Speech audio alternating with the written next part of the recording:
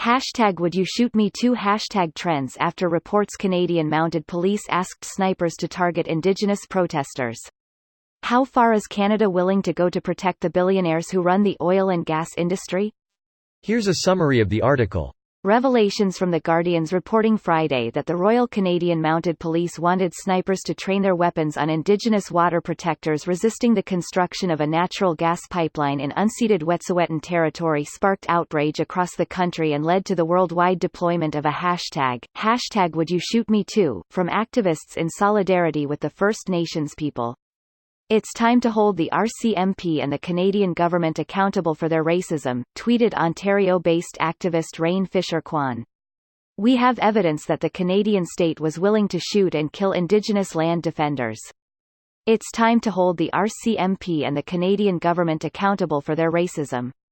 Notes from a strategy session for a militarized raid on ancestral lands of the Wet'suwet'en Nation show that commanders of Canada's National Police Force, the Royal Canadian Mounted Police, argued that lethal overwatch is recued, a term for deploying snipers. The RCMP commanders also instructed officers to use as much violence toward the gate as you want ahead of the operation to remove a roadblock which had been erected by Wet'suwet'en people to control access to their territories and stop construction of the proposed 670 km Coastal GasLink pipeline.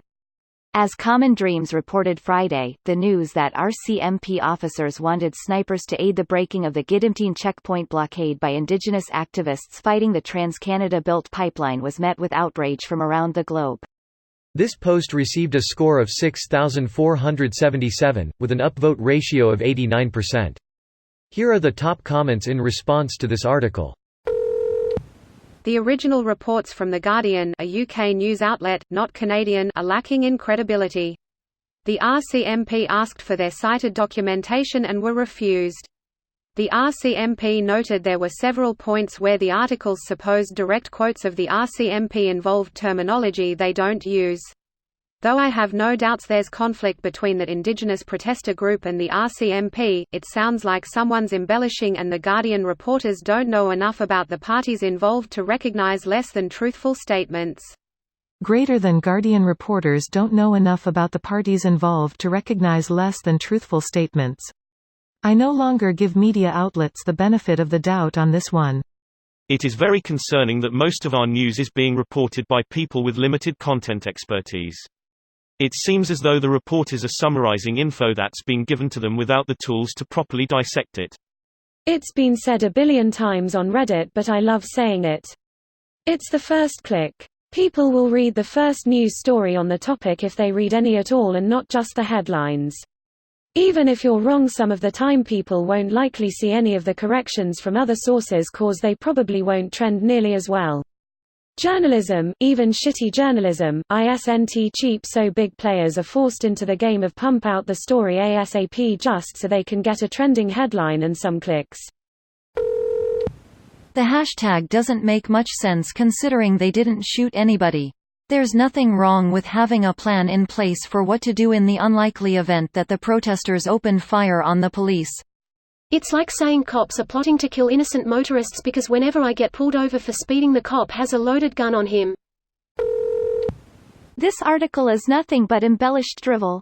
They had a contingency plan. Many years ago a reserve on the Canadian and American borders got a hold of military weapons. They held a bridge for quite some time. It got messy. This is an attempt to avoid casualties if anything went down. Greater than embellished drivel. This sums up Common Dreams completely.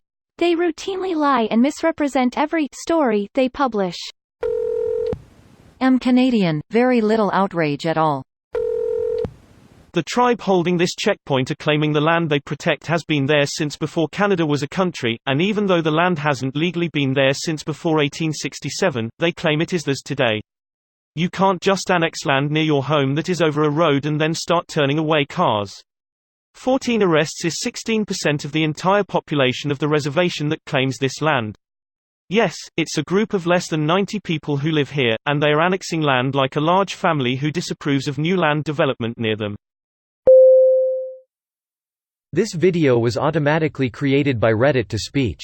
The article and comments in this video were selected from Reddit according to their upvotes, and any paraphrasing was performed by smmry.com, without any human intervention.